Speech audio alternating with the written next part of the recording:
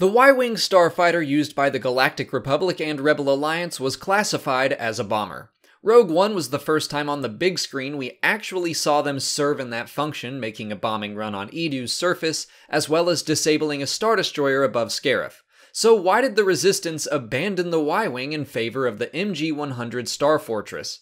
I've had a number of people ask me where the Y-Wings have gone, so that's what I'll be addressing today, but this isn't from any official source, just my best guess. First, let's talk about Y-Wings for a second. Those ships are old. They were developed during the Clone Wars and then left to be destroyed until the Rebellion stole them.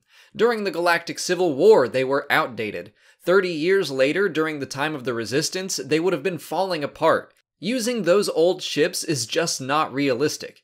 To be fair, the Star Fortress was developed at the end of the Galactic Civil War, so they're about 30 years old as well, but still, that's better than 50, and it was a ship that was still being produced. As far as we know, a new Y-Wing hadn't come off the assembly line in over 50 years. Well, of course they wouldn't use those Y-Wings, you're probably saying right now. The design would have been updated.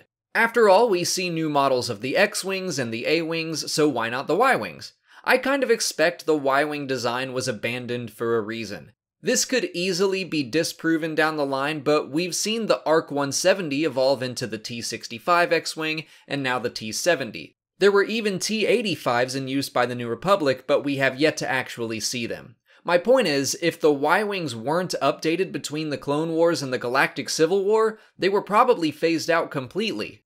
That said, it's still possible the New Republic developed a new version, but just because one was made doesn't mean the Resistance would have it. They don't make their own ships. Their equipment was given to them by the New Republic or other benefactors, usually when they were gonna just throw something out anyway, like the Raddus, which was scheduled for retirement.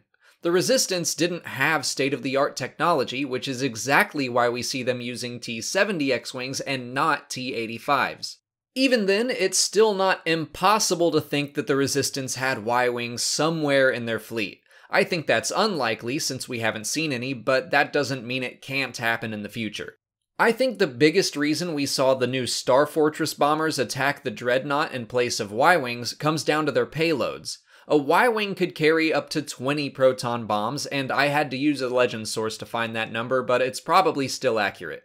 The MG-100 Star Fortress could carry 1,048 proton bombs. So one Resistance bomber was as effective as 52 Y-Wings. I just don't think a squadron of Y-Wings would have been able to destroy a First Order Dreadnought in the same way that the Resistance bomber could. Anyway, that's my reasoning. Do you have any other questions like this you'd like me to tackle? Leave them in the comments. If you haven't already, please like this video, subscribe to the channel, follow me on Twitter, Instagram, and Facebook, and consider checking out my Patreon page. As always, thanks for watching, and may the Force be with you.